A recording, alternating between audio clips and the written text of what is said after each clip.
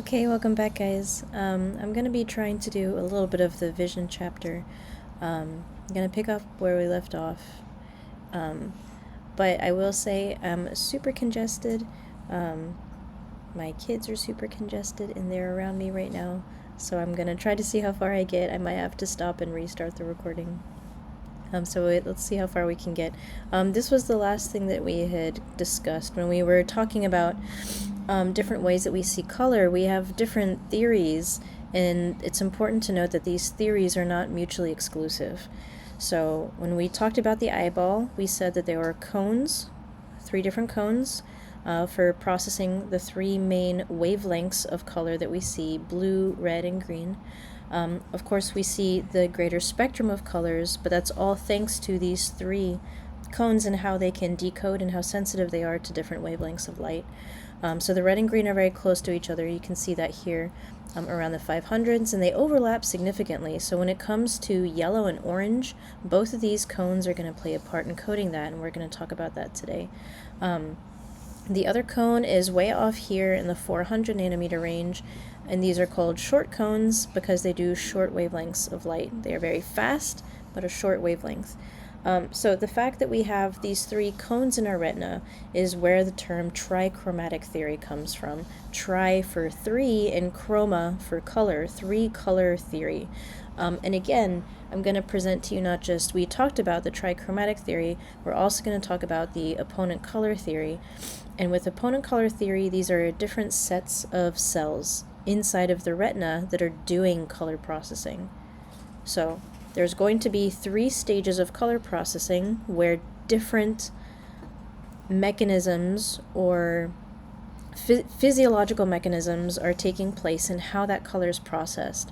So the first place are the cones in the retina, trichromatic theory, 3 different cones to process all of our colors. And I'm gonna, we already kind of talked about that with how sensitive they are. The next one where it says here opponent color, or sometimes I say opponent process, I'm going to try to stick to the terminology that I have in my slides, opponent color theory. These are for the next set of cells. So if we start with our rods and cones, you should be able to know that the next step are going to be the first neurons of the visual system, which are the ganglion cells. We are still in the retina. We have not exited the eyeball yet. So the next color theory that we're going to talk about, opponent color theory, these are for ganglion cells. So while these cones do their thing and are connected via bipolar cells, which we're not really going to talk about, so for the sake of argument, I'm going to be skipping over bipolar cells. These rods and cones are connected via the bipolar cells to ganglion cells. And these ganglion cells then receive information about these cones and rods and how they're supposed to see the environment, whether it's bright, whether it's colorful. Okay, so we talked about our 3 different color defects, and I'm not going to go over those right now. Instead, what I want to go into is moving into this opponent color theory. So what you're seeing on the picture over here on the right, these are our 3 cones, our red, green, and blue cones. These guys are connected to ganglion cells that are sensitive to color. So in total, we're going to have 4 ganglion cells. That's not on the slide. We will get there in this recorded lecture. I'm going to talk to you guys about it. 2 of those ganglion cells, we call them retinal ganglion cells, 2 of them are color sensitive. And so that's what you're seeing here, this wiring. Again, we're still in the retina. We still have not left the eyeball yet. These 3 cones connected to 2 different types of color-sensitive ganglion cells. So one set is going to be down here, sensitive to red and green. The other set is going to be sensitive to blue and yellow. So that's what you see here. These 3 different cones that process maximally respond to very particular wavelengths of light, but will still respond to overlapping wavelengths like yellow and orange. And then like teal, as we start kind of moving into the blues, red and green don't really respond anymore. Then we have the blue cones, or the short cones, that take over. So wavelengths of light are detected by our 3 cones, but then they translate that information. They send it over, right? This is transduction. we have those 3 stages of sensory processing: receiving, transduction, and then coding. So what we're talking about right now is the transduction phase. If you have to stop for a minute in the recording and go back and look at those slides, the 3 stages of sensory processing, we are on the second one. So the cones and the rods do that first step, receiving photon energy and converting it into membrane potentials that neurons can understand. So again, these guys down here, these are ganglion cells. They are neurons. They can actually understand membrane potential changes, and they code that in terms of action potentials or no action potentials. This is a really important point, that no action potential thing. Because if, for example, if I want to code something as really heavy or really loud or really bright, I'm going to send more action potentials, right?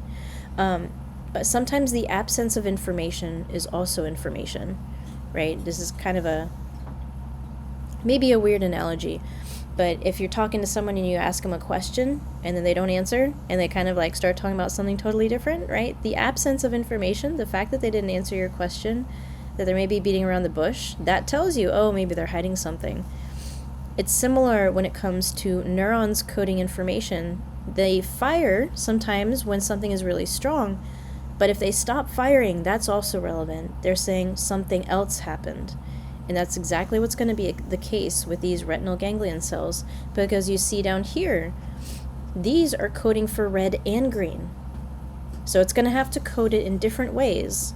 Same with these over here, it's coding it for yellow and blue. So I'll talk about that on the next slide in just one second. But here, these are translated, meaning transduction, into either excitation or inhibition of these 2 ganglion cells. So excitation will mean lots of action potentials. Inhibition is going to mean I'm silencing, and I'm not actually, as that ganglion cell, I'm not going to fire action potentials. Kind of the absence, the understimulation, however you want to think about this, think of it turning on or turning off, is going to have the ganglion cell know, did the cones, was that a red cone or was that a green cone that I just saw? So let me show this over here. In all the colors of the spectrum, right, we can talk about all the colors, but for simplicity's sake, because it actually gets pretty complicated, I'm just going to stick to the red-green example. I'm not going to talk about the yellow-blue example. So for here, let's start on the color spectrum. We see something red, and again, the reason why something is red is because that wavelength of light is not being absorbed by that object, but instead bouncing off of that object onto our retina so that we can see it. So here, if red light is bouncing off and hitting our cone or hitting our retina, it stimulates red cones, right? The cones that are sensitive to that particular wavelength of light. When a red cone is stimulated, it excites, that's what that E stands for here. It excites red-green ganglion cells. Again, we have 2 that are sensitive to color, red-green or yellow-blue. The red-greens, when they get excited, they are going to code for, oh, okay, I just saw red, and then send that information to the brain. Whereas if I see a leaf, for example, that is bouncing green light off, it's going to stimulate green cones, which then, here's what that I is standing for. It inhibits red-green ganglion cells. So that inhibition tells it, oh, okay, it wasn't red, it was green. It's kind of an either or. Either it gets excited, then it's red, or it gets inhibited, then that means it's green. So think of it as like a light switch, on-off. If the red cone was activated, it's going to switch the light on. Then the ganglion cell says, okay, it was a red. Whereas if a green cone gets stimulated, it's actually going to flip that switch down. And that red-green ganglion cell says, okay, it was green. And then it sends that info to the rest of the brain. And we will revisit this when we do this in person. But this is called opponent color theory. Again, it's not mutually exclusive from the trichromatic theory. Trichromatic applies to the cones, opponent color theory applies to the ganglion cells down here. The next slide is a demonstration of how that opponent color theory works in action, and I actually prefer to do this in class, where I can have the full screen and show you guys. Oh yeah, I added arrows for the excitation and inhibition, but I'm already past that. So we will come back to that. I'm going to move on to the third theory, which is retinex theory. And so for retinex, we are now in the cortex, which rhymes. So if you need trouble with trying to figure out where these theories are, like physically located, cones are for trichromatic, 3 cones. The opponent color theory is going to apply to the ganglion cells, which are still in the retina, but the first neurons. Retinex theory that I'm about to explain is now we've moved out of the eyeball and we were in the visual cortex. There's going to be a very particular brain area, and we're not going to talk about that today. There's a particular brain area that does this particular thing of retinex theory, which is color constancy. When we process these colors, we want to actually know, did this color change in different lighting?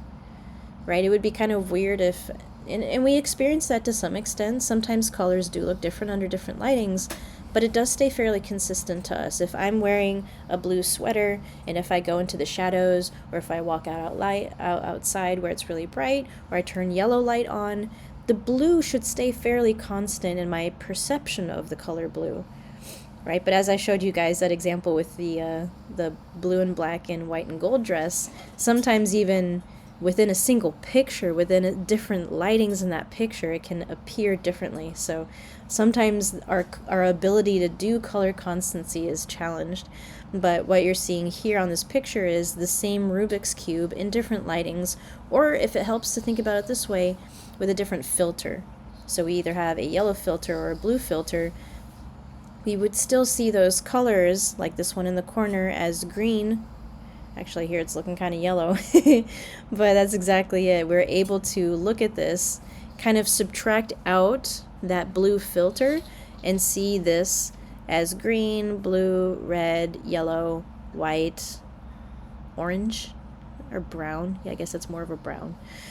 So the idea is that once we get into brain, the brain is going to do, the visual cortex and areas beyond are going to do additional color processing in how we see the world, how we perceive the colors of the world. And that is going to be cortical processing. That's not going to be retinal processing. Okay. So again, three major color theories, not mutually exclusive, just apply to different places of eyeball versus brain, and different cells even within. Okay, another thing that we do is not even related to color. This retinex theory also applies to brightness contrast or color constancy. So for example, here, if you look at this image, you're going to see a whole bunch of weird old school looking cubes hanging around, right? This one, and you can kind of tell the three-dimensionality behind it because there's a shadow. These guys are sideways. This one looks like it's about to fall over. But this one here on the front, you look at this, and it looks as if those are two different gray colors, right? This one on the top might actually be kind of dark gray, kind of like this one over here, and this one on the bottom might be kind of white, right? And we're going to do this in class again, so I can demonstrate this, because depending on how you're watching this on the computer screen, I'll be uploading this to YouTube.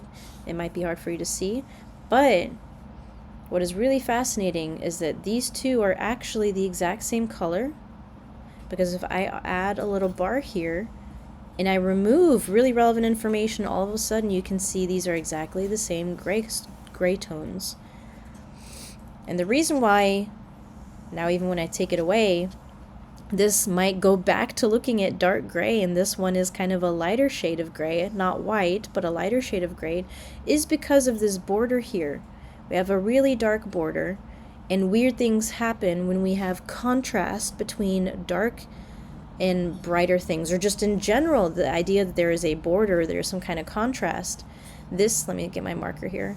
This right here, where the pointer is, this is going to appear to us much whiter whiter, not whiter, a much brighter color, whereas on the other side of the border, this actually looks a lot darker, right? This is going to appear to us, our visual system, our perception is going to exaggerate the brightness contrasts. So on one side of it is going to appear a lot darker, on the other side it's going to appear brighter, so that we can kind of exaggerate where that black border is, exaggerate the difference so that we can see it better. And again, if I put that bar over it, if I remove that relevant information, then this thing does not look three-dimensional anymore, and those two colors, those two grays, look exactly the same. So this is still within the purview of retinex theory, something that the brain is doing to process those.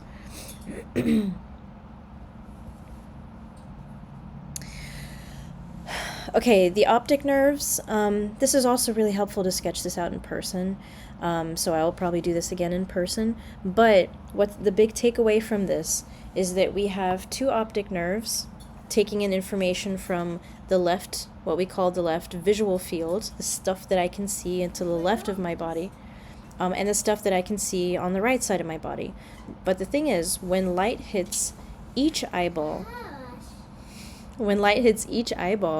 we're going to have this eyeball can still see over to the left and over to the right. So both eyeballs are actually getting both pieces of information from the left and the right. There's a significant overlap that happens in the middle. And honestly, I think this is going to be easier to describe in person, so I'm just very briefly going to say this now. The optic nerve for each eyeball actually has two sources being fed from either the left or the right, and then one crosses over to one hemisphere and one stays on the same side of the hemisphere. So think of it as the optic nerve splitting off once it gets into the brain, because what we want to end up doing... Hey, Lilo.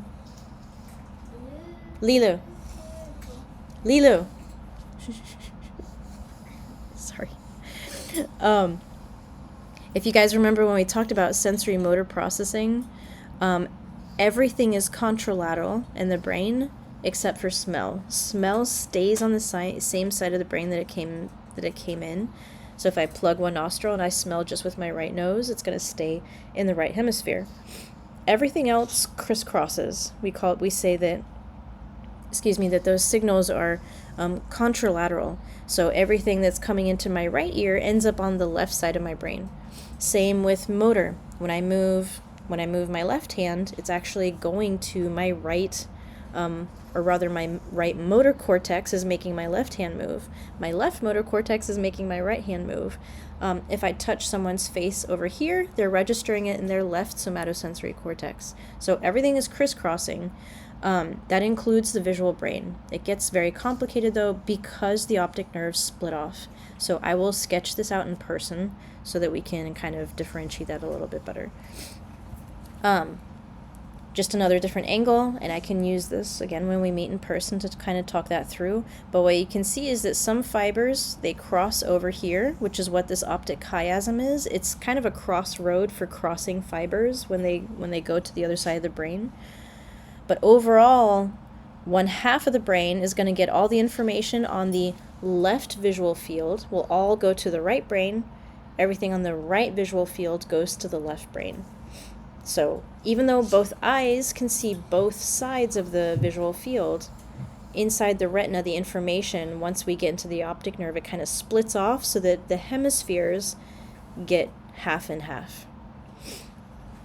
And one thing that you can see here, and this is a new area that we're introducing, the thalamus. We have encountered the thalamus before. In our last class, we talked about this, that we do eyeball, brain, specifically thalamus, and then primary visual cortex. But it's not the entirety of the thalamus, it's just a very specific part of the thalamus, and it has a very long, complicated name. The LGN of the thalamus, the lateral, so it's kind of off to the side, the lateral geniculate nucleus. Even if you just write LGN, I'm okay with that. I know sometimes when it comes to anatomy writing, it gets a little bonkers. But if this entire thing is the thalamus, it just kind of sits on the bottom here. The lateral geniculate nucleus of the thalamus. So once your optic nerve senses its information, it makes a pit stop, meaning it stops and it innervates neurons in the thalamus. And then from the thalamus, which is being illustrated here, it swoops back to go all the way to the primary visual cortex. And the primary visual cortex is actually going to have multiple names for it. One is simply V1, visual cortex 1, V1. We also call it the striate cortex because it's actually striated, meaning it's striped. I'm going to show you that when we talk later a little bit more about color. But V1 or striate cortex is considered the primary visual cortex. Just like we did in our anatomy sessions, very, very back in the head, just a tiny little area. All visual information goes into V1. After it's in V1, it has to spread to get to other parts of the brain and other parts of the occipital lobe. So everything else past V1 has names like V2, V3, V4, V5. We don't really have 6 and 7. We kind of jumped to 8 for some reason. And we're going to talk about those. Which ones belong in the color path, which ones belong in the movement pathway. So they're all going to have different designations for the different functions of vision that they do, which is why in class we talked about what are the elements of vision. Shapes, colors, depth perception, movement, contrast, brightness, recognition. I'm already on 7 and I think there's more than that. So that information, once it gets into V1, it has to spread to go to other places so that we can piece our image of the world together. Everything that is outside of V1 that is still in occipital lobe is considered extrastriate cortex. So it's not in striate cortex or V1 anymore. We have left that, and we have neurons that are sending their information out to other areas like V2, and V2 is considered extrastriate cortex. Okay, so before let me just show this, and then I'm going to do a break in the recording, and then I'll probably start up another one in a second. I just wanted to show this visual. It's a really beautiful illustration, right? Our visual information, we see things, comes into our eyeball. My giant blue cursor here is showing the optic nerve, right? So the optic nerve, it's only showing for one eyeball, but it comes here. This guy is part of the thalamus, the LGN of the thalamus. So here, lateral geniculate nucleus. And then we send from the thalamus, we send that information out to go into primary visual cortex. And these V1, V2, V3 areas that I talked about are these really big concentric circles as it swoops out of the primary visual cortex to go to whatever area it's going to need to go to. So I will bring back this figure to refer to the different projections of vision that we're going to talk about. So, brain vision involved in visual processing, retina. Inside the retina, we have rods and cones, photoreceptors, not neurons yet, photoreceptors, first step of sensory processing. Second step is still within the retina, transduction. Those rods and cones convert that energy into membrane potentials.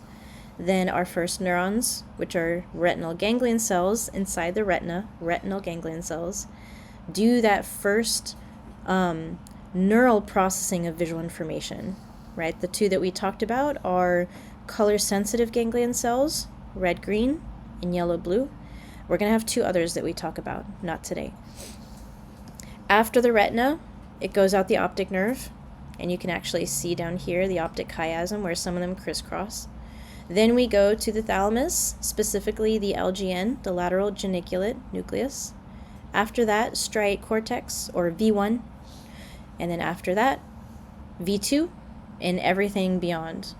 So V3, V4, V5, etc. Which you can see here, showing all the way in the back. Okay. Yeah, let me stop the recording there. So it's just going to be short, but that way I can pace myself a little bit because I am kind of congested. But I will then upload the second one after this. Okay. I hope that wasn't too fast. How long was that recording? It was only about 25 minutes. Okay, so that's actually good pacing. So I will see you guys in the next one. Okay.